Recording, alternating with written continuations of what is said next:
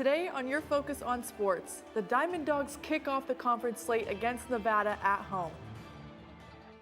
Plus, the softball team tangles with Boise State at home. And we take a look at how Pro Day went. Your Focus on Sports starts now.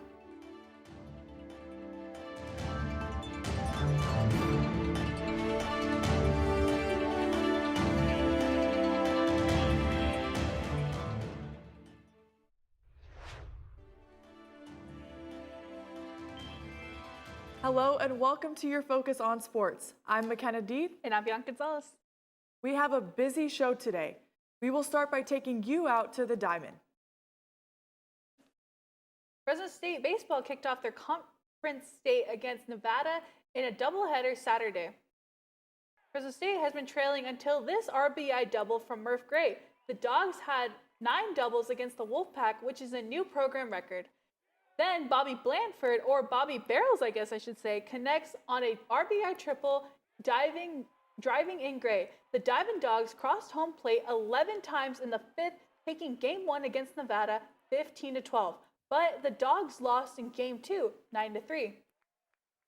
They came back the next day in Game 3 against Nevada, taking that one 13-0. Starter Caleb Hay threw a complete game, striking out Ken Eddie Saldivar. Says at-bats were the key in the win. I think it starts with the guys in front of me, getting guys on base and just able to pull through and get RBIs. And, we strung a lot of good at-bats together, and that's what led to success for the whole team. The Dogs are on the road tomorrow morning, taking on Cal State Bakersfield. Starting pitcher from yesterday, Caleb Hay, was selected as the Mountain West Pitcher of the Week today. All right, McKenna. This baseball team has just been on fire lately, and one thing that I'd like to point out is just the consistency between pitching, that whole entire rotation, and hitting from the top to bottom of the lineup. What are your thoughts on this team right now? 8-11 overall record, 2-1 in Mountain West right now. I think if they can just clean up their errors on the defensive end, they did have 3 errors on Saturday, and they tighten up their pitching. Their relievers and their starting pitchers are great top to bottom. But if they can clean up their defense and get a few more swings in, I think they will be a threat in the Mountain West. I think so too. And you know what? This is a team that I'm excited to see personally. But I got to say, I'm really looking forward to this upcoming series. Yeah. The Lady Diamond Dogs also saw doubleheader action Saturday against Boise. In Game 1, the Dogs started off strong, scoring 3 in the bottom of the first and 1 in the second. They kept it going, taking Game 1 8-0 against Boise. Boise responded, though, in Game 2, scoring 2 runs in the first inning. Then the Dogs failed to capitalize on a double from Alyssa Ramirez. Pinch runner Olivia Hill got caught up in this pickle, but made it home. The Dogs put up 2 more in the 6th and take Game 2 2-3. To Game 3 on Sunday, we pick up the action here in the 5th with the Bulldogs down 2-1. Olivia Hill leads off with a walk, then Kennedy Bunker smacks a double to the outfield, sending Hill home, and Lauren Almeida knocked in Kennedy with an RBI groundout. The Bulldogs secure a series sweep with a 3-2 win over Boise State. Just today, the Mountain West Conference named Sierra Nice Pitcher of the Week. The Dogs are on fire, 7-game winning streak. Offense and defense is complementing each other really well. How are they going to stay successful going into the Mountain West here? McKenna, one thing, this team, they're just so phenomenal. One thing that I feel like they've just been doing so well is just taking one game at a time. They are not worried about who they're going to be playing next week. They are worried about who they are playing against that night, and they've been able to keep that momentum throughout the entire rest of the week. And that right there, I feel like has been the key to their success. What do you think? If the bats keep swinging and they keep complimenting each other, defense looks really good, pitching looks really good, I think we can have a Mountain West champion here in the next couple months. What do you think? I think so too. Now to Fresno State football. Some seniors are still chasing that dream of playing at the highest level on Sunday after no Bulldogs received an invite to this year's Pro Combine. Fresno State hosted 24 NFL scouts for the school's annual Pro Showcase at Valley Children's Stadium last Thursday. 11 Fresno State players put their skills on display for reps from teams like the 49ers, the Raiders, and the Chargers. The rain forced all the action under the tents on the field, but there were still some impressive performances. Wide receiver Magdalena put up a 4.36 in the 40. This would have made him the 5th fastest time at the combine. I mean, I just want to be as versatile as possible, so just to add that into the tool belt, I think is something good for me and can benefit me in the long run. Bulldogs not only made noise on the offensive side, but also the defensive side of the ball. Safety Dean Clark had an 11-foot broad jump, a 4.1, 3 shuttle time, and 19 bench presses. These marks would have led safeties in the combine. All 12 Bulldogs have participated. Hope to hear their name called on April 24th during the NFL draft at Lambeau Field. We hope to see some Bulldogs there. The Fresno State tennis team is looking to keep their winning going. Last night, the Dogs won their fastest conference match of the season against Utah State. Fresno State fell behind 1 point to Utah State during the doubles match, but the Dogs came through in the first 3 singles matches and were able to keep the scoring alive for a 4-2 win. Fresno State is set to play Colorado State on Friday in the Dogs' house. After beating Santa Clara on the road last week, the Fresno State women's water polo team went up against California Baptist Saturday afternoon. The Dogs shot the ball well, especially Abby Simhauser, scoring 4 times with 2 assists. Brooke Ochoa scored 3 times in the afternoon. Carrie Anderson, Caitlin Mossman, Megan Cranley, and Haley Andres scored twice. The Water Dogs did well defensively, with Ida Tully-Giles having 10 saves and 1 assist as the goalkeeper. Fresno State takes care of business at CVU 15-6. Fresno State is back in action this Saturday at home against LMU. The nation is getting ready for March Madness. The brackets are set, but Fresno State will not be making a showing this year for both the men and the women. Let's go back to Las Vegas for the Mountain West tournament, where the women fell to the Wyoming Cowgirls. The Bulldogs finished in the 3rd round, 1 short of the championship game. They had just upset Colorado State the night before, but couldn't get it done against Wyoming, with a final score of 57-45. The Fresno State men's basketball team had a 1st-round exit in the tournament, falling to Nevada. Now let's see who is playing, though, in the NCAA tournament. Spencer Bear is here now with someone who can give us some insight. Thanks, Makeda. The sports director of KC24 and CBS 47, Scott Bemis, is here to tell us more. Thank you for joining us today, Scott. Thanks for having me. And you've been covering March Madness for how long now?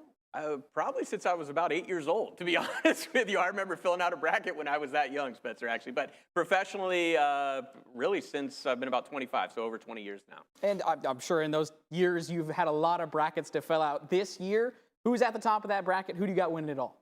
I actually haven't filled out a bracket just yet because I'm still digesting this bracket right in front of me. But I think the teams that I would lean towards at this point are Duke and Florida. I'd probably have a slight lean with Duke if Cooper Flagg is healthy. More on that, Cooper Flagg. How much of a red flag is Cooper Flagg's red ankle? I said red ankle, red flag for Cooper Flagg's ankle. Well, the team says that they think he'll be back for that 1st-round game. So, rolling an ankle, it looks really bad right at the beginning, right? And he might be somewhat limited, maybe, build a little confidence on that ankle before he's back to 100%. But I think since we think Duke is going to make a long run in this tournament, I think by the time they get to the Sweet 16 or the Elite 8 or the Final 4, I think he's going to be pretty much clicking on all cylinders at that point. So not a huge red flag. And talking about the 1st round here, what kind of Cinderella picks are we looking for? Well, you asked me that question, before we talked here. And so I circled a couple for you. Look out for Yale. The Ivy League champion, always tough in 1st-round matchups. They play Texas A&M. That game being played in Denver. That's a long way from home for both those teams, but especially for A&M. I could see if Yale got up early in that game, I could see the crowd in that arena getting behind them. So look out for Yale in that 1st-round game. And another team to watch, a 13-seed Grand Canyon in the West region. They open up with a very tough opponent in number 4-seed Maryland. But Grand Canyon, they've got the kind of athleticism that could compete with anybody in the country. So don't be surprised if they put a little scare into Maryland. Okay, and then moving on to a little bit of Mountain West specific stuff. Why do you think Boise didn't make it in the tournament? That's an interesting question, right? Because San Diego State made it in, right? Yet Boise beat San Diego State in the Mountain West tournament. I think in the end, the non-conference schedule for San Diego State at the beginning of the year was just a little bit more tough for the Aztecs, and they got a couple big wins early in the season. And I think the committee valued that more than the head-to-head win at the end of the season. All right, that's all we got time for. Thank you so much for joining us today, Scott. And now let's see what we've got coming up after the break. Thanks, Spencer. The Lakers snapped their 4-game losing streak on Sunday. We'll tell you how it happened. Plus, opening day is right around the corner. We'll take a look at what to expect. I got the bulldog spirit up in my head. Up in my head. Up in my head. I got that bulldog spirit. Up in my head. Up in my head to stay. I got that bulldog spirit. Deep in my heart. Deep in my heart. Deep in my heart. Got that bulldog spirit. Deep in my heart. Deep in my heart to stay. I got that bulldog spirit. Down in my toes. Down in my toes. Down in my toes. I got that bulldog spirit. Down in my toes. Hey! Down in my toes to stay. I got that bulldog spirit. Up in my head. Deep in my heart. Down in my toes. I got that bulldog spirit. All over me. All over me to stay. I got that bulldog spirit. Deep in my heart. Deep in my heart. Deep in my heart. I got that. It was another great weekend of games around the NBA, from down south all the way to up north. The Clippers put on a shooting clinic against the Hornets on Sunday, beating them 123-88. James Harden had a game high with 31 points. Staying south, though, the Lakers snapped their 4-game losing streak on Sunday with a win over the Suns. Luka Doncic and Austin Reeves combined for 61 points Sunday afternoon. The Warriors up north are stacking wins as they push to stay out of the play-in tournament with a firm grip on that 6th seed and a chance to take the 5 seed. They beat the Knicks in a close one on Saturday. So the Warriors 14-2 since the acquisition of Jimmy Butler. They're currently 6th in the West, but they can make it all the way up to the 5th or the 4th seed. And the Lakers' 4-game losing streak snapped. They haven't had LeBron. Luka's been big for them. How is the West going to play out here? You know what, McKenna? It's crazy how just one move for either of those teams is making a huge difference right now. And I think the Lakers just need to find out who they were, even without LeBron.